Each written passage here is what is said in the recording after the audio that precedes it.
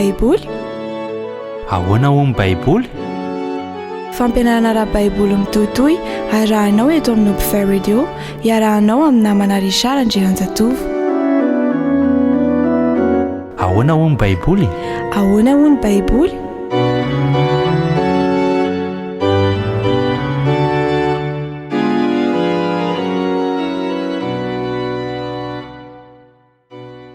Raisiko fifaliana indray ny miaona aminao amin'ity anio ity.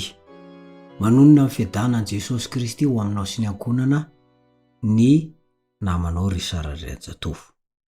Androany sika dia hijery ny amin'ilay hoe Jesosy Kristy ilay farany lalàna. Kanefa mialohan'izany dia tsara hatransika raha metraka eo am-pelatanan'Andriamanitra ny fiarahantsika eto. Mba ny fanan'Andriamanitra no ampianatra antsika. Vavaka isika.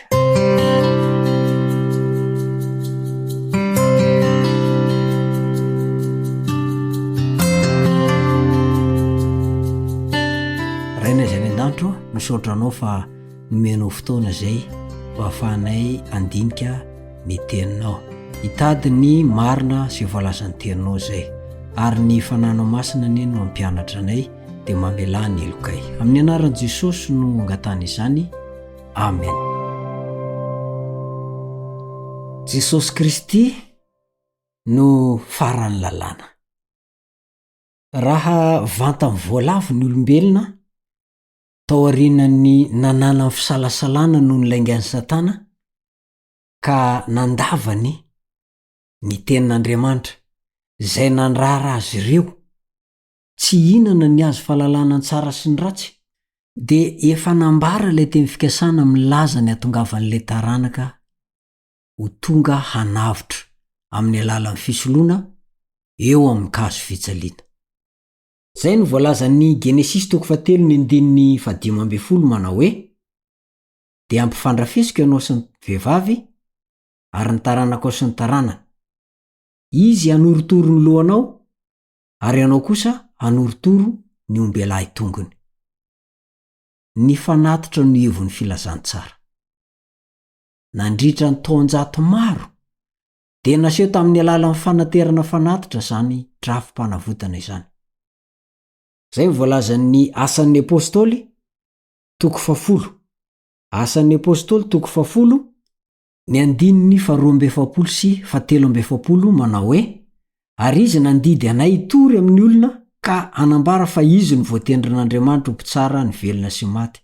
Izy no ambara ny mpaminany rehetra fa amin'ny anarany no azahoany izay rehetra mino azy famelan-keloka. Koa satria ny fandikana sy fanitsakitsana ny didy 10 izay mamitina ny sitrapon'Andriamanitra rehetra no atao hoe fahotana. Izay voalazan'ny Jaona 1:3, izay rehetra manota no mandika ny lalàna, fa ny ota no fandikana ny lalàna.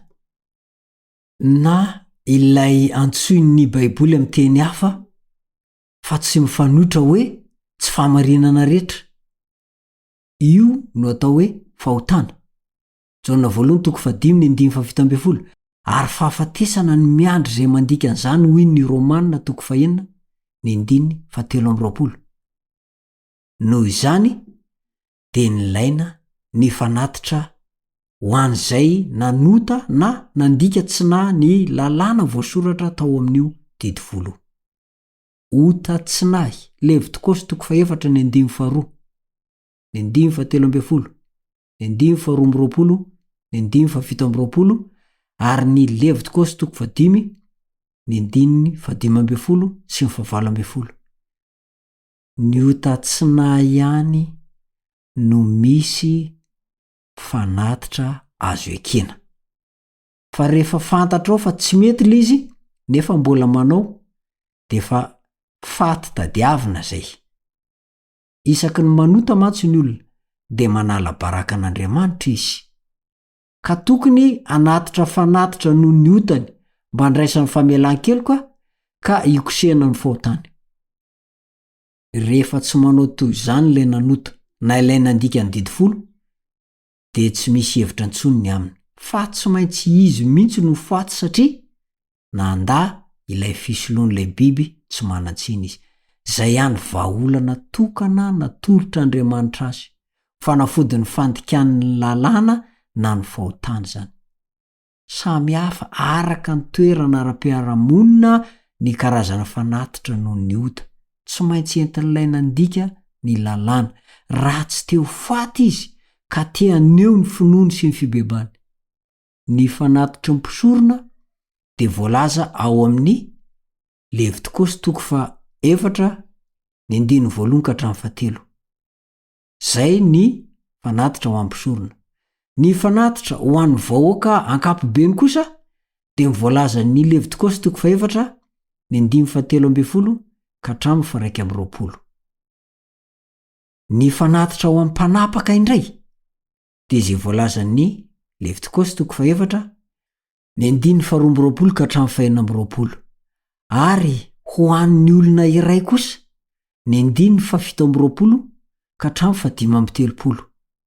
Am'izany rehetrarehetra zany dia satria moa Andriamanitra fitiavana ilay Andriamanitra ary efa nisy mihitsy ny fahasoavana na dia tany aloha elany ny azo fijaliana azy dia asehony zany tamin'ny tsy famonoany avy hatrany zay rehetra nanota fa omeny fotoana hibebana ary ampiseho zany fibebana sy finoana izany amin'ny alalan'ny fitondrany fanatitra ilay olona. Tsy loza be tokoa io Andriamanitra io fa miantra sy mamindra fo. Ka raha mahantra loatra le olona ary tsy vita ny anolotra osy vavy iray hontry ny elony dia ekena ny anaterany domoina anankiroa. Levitikosy 5:7-10 no ahitanan''izay. Nefa moa raha ohatra ka tena farahidiny tanteraka ilay nanota dia ekeny Jehova ny anaterany koba tsara toto. Araka ny voalazany Levitikosy 5:9-17. Zany hoe Andriamanitra dia efa nanomana meloa ny fomba azony tsirairay famelan-keloka na manana izy na mahantra. Matoa zany izy tsy voavela na ringana dia izy mihitsy no tsy niraharaha fa nanome lamosina ilay vahaolan'ny fahotana natolotr'Andriamanitra azy. Ireo fanatitra ireo dia verina ihany fa ho an'ny ota tsy nahy, satria tsy misy fanatitra ho an'ny ota sahisahy zany. Hebreo 10:20 no miresaka an'izay. Ary tsy azo avela mihitsy zany ota sahisahy zany. Jeremia 20:17 anefa io Jeremia 20:17 sy ny Samuel voalohany 3:17 ary farano amin'ny Marka 3:17. Tsy resaka fitoerana masina amin'ny Tsipriny sika amin'ity indray mandeha ity, fa mbola isy ny lesona iresana sy anazavana momba zany any aorinany. Biby maloto tsy misy kilema no naterina ho fanatitra isolo ny mpanota nanao eloka, ka ny fitondran'ilay nanota ny fanatitra ny porofo ny fibebany sy ny finoany fa avela eloka izy. Jakoba 2:17 no azo anamarinanao an'izany.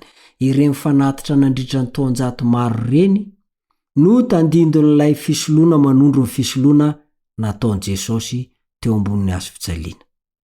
Zay nge mivoalazan'ny Hebreo 10:1. Hebreo 10:1 manao hoe fa ny lalàna zay misy aloko ny zava-tsy ho avy fa tsy ny tena endrika izany zavatra izany dia tsy mba mahatanteraka ny olona manatona zay fanatitra ateriny mandrakariva isan-taona.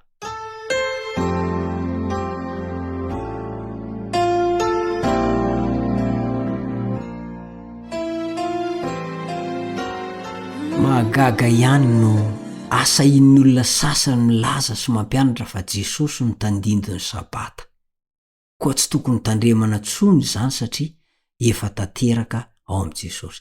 Tsy izay anefa ny marina ra-baiboly sy ampianariny fa andeha ho jerentsika ambangovanginy fa Jesosy mihitsy no naseho ara-tandindona tamin'ny alalan'ireo fomba mampanao manodidina ny fanaterana fanatitra tao amin'ny fitoerana masina fahiny.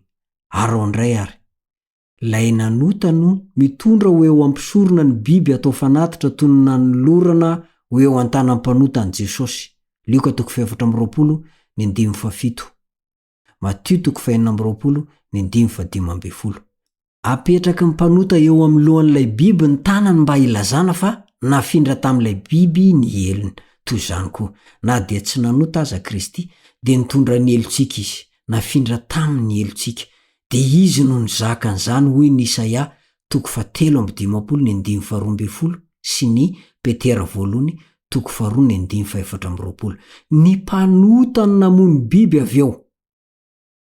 Levitikosy 4:7. Dia toy izany koa ny namony ny mpanota an' Jesosy. Asan'ny Apôstôly 5:7.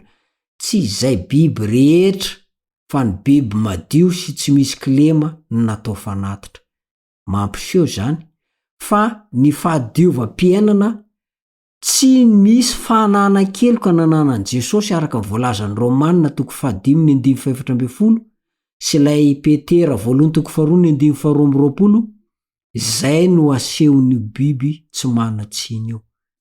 Jaona mihitsy indray andro no niantso an' Jesosy ho ilay zanak'ondrin'Andriamanitra tonga mba anaisitra ny fahotana zao tontolo zao. Zay ny voalazan'i Jaona 1:17 sy ny 4:30. Jesosy zany no asehon'ireny biby ireny. Nilaina ny fandatsan-da araka ny voalazan'ny Eksôdôsy 4:20 sy ny Eksôdôsy 3:30 ary ny Eksôdôsy 4:15 mba ilaza fa handatsaka ny ainy koa Jesosy. Marka 4:14. Zany rehetrarehetra zany dia atrehy ny mpisorona na ny mpisorona be ka ndraisany anjara hatrany. Toy ny milaza amintsika fa ny mpisorona be iray manao asa fisoronana ho antsika amin'izao sika miteny izao ao fitoerana masina ao an-danitra ao zay manomboka teo amin'ny hazofijaliana dia Jesosy Kristy zany, ary mbola betsaka ny azo ambara fa fitarian-dalana ihany ny androany mba hikaroanao satria ny zavatra sy ny fombafomba rehetra nisy tao amin'ny fitoerana masina dia manodidina sy mikasika an' Jesosy sy ny asam-panavotany avokoa zany. Ka raha fitinina dia zao tanteraka teo am' Jesosy mihitsy ny zavatra rehetra niseho teo amin'ny fitoerana masina tamin'ny Israely fahiny. Izy no sady zanak'ondry nentina atao fanatitra, nandajaka ny rano famelan-keloka, no sady mpisorona sy mpisorona be nitondra ny rany amaky ny efitra masina hatrany amin'ny masina indrindra ao an-danitra. Hitantsika amin'izany fa ireny fombafomba-pivavahana ireny dia nahakasika an' Jesosy sy ny asany teo amin'ny fisoronana nataony. Nilaina ny fanatitra nataon' Jesosy satria toy ny fanatitra nisy teo aloha ihany dia tsy azo vana na ravana na koa foanana ny voalazan'ny didifolo. Rehefa nandika an'io isika dia manota koa nilaina ny fanatitra dia tsy inona zany fa ny fisoloan'i Jesosy nasehon'ireo fanatitra teo aloha. Rehefa no hafana nefa sika satria mpanota na vela eloka dia tsy ny verina andika indray ny lalàna folo ao anatin'ny didifolo. Tsarovy ilay tain'i Jesosy sy ny Paoly apôstôly manao hoe am'izao sisy zao aza mandika lalàna intsony. Jaona 4:9 ary Paoly dia miteny hoe tsy mahafoana io lalàna io isika na dia tonga aza ny finoana. Romanina 3:9. Ny fanaterana fanatitra teo aloha zany dia tsy nanafoana ny didifolo. Noho izany dia mitovy amin'izany ihany ny zava-misy rehefa tonga Jesosy. Koa ilay hoe Jesosy farany lalàna zany araka ny voalazan'ny Romanina 10:4 dia tsotra. Izy no notondroina nanambaran'ireny lalam-pisoronana momba ny fanatitra ireny. Tsy hoe rehefa tonga Jesosy dia afaka mandika ny didifolo tsika, tsia. Satria tsy natanteraka ireo lalam-pisoronana ireny dia foana hatreo ny tokony anatanterana azy ireny noho ny fahatokavan'i Jesosy anatanteraka izay voasoratra momba azy. Hebreo 10:7 ka hatramin'ny 7, Lioka 4:4-7 ary ny Galatiana 4:4. Nilaina zany ny fanatitra satria voadika ny didy folon'Andriamanitra. Ny didy folo ange no nodikain'i Losifera sy Adama ary Eva. Io didy folo io no mbola tohizana dikaina ihany ankehitriny. Ny fandikanan'io nefa no natonga ny teo aloha hamono biby atao fanatitra. Koa mitovy amin'izay ihany, ny otantsika navombo an' Jesosy teo amin'ny hazofijaliana. Ko raha mbola iny anota ihany sika, dia amerina ny Kristy iantsona eo ambony hazofijaliana indray. Vonina nefa izy ny anampy antsika mba handresy ny ota raha sendra lay mpanaty ho azy isika. Hebreo 2:9-12. Nahoana moa tsy maintsy natao izay fanazavana zay? Satria betsaka ny sandoka milaza fa rehefa tonga Jesosy dia foana ny didy folo. Tsy mahafoana ny didy folo ny natokavan'i Jesosy. Misy ny tsy milaza mivantana, nefa ny totalikeviny dia mitovy an'izay ihany. Tsy ny lalàna folo ao anaty didy folo akory no kendreny, fa iray na roa ihany. Dia tsinona io fa ny sabatan'i Jehova ny ao anatin'izay. Hala ny Satana io. Ny anohitra ny Jehova sy ny Mesia ny vaindohan'ny rarany. Salamo 2:2. Re namako, io Jesosy Kristy io no toriako aminao. Minoana io Jesosy Kristy io ianao, dia hovonjena ianao sy ny ankonanao. Amen. Hatreo ny fiarako aminao ary mame fotoananao indray ny namanao Richard Andrianjatovo. Veloma tompoko.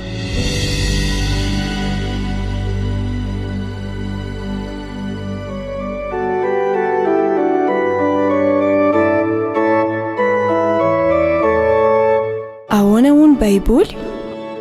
Ahoana hoy ny Baiboly? Fampianarana ara-Baiboly mitohitohy arahanao eto amin'ny Upfare Radio, iarahanao amin'ny namana Richard Andrianjatovo. Ahoana hoy ny Baiboly? Ahoana hoy ny Baiboly?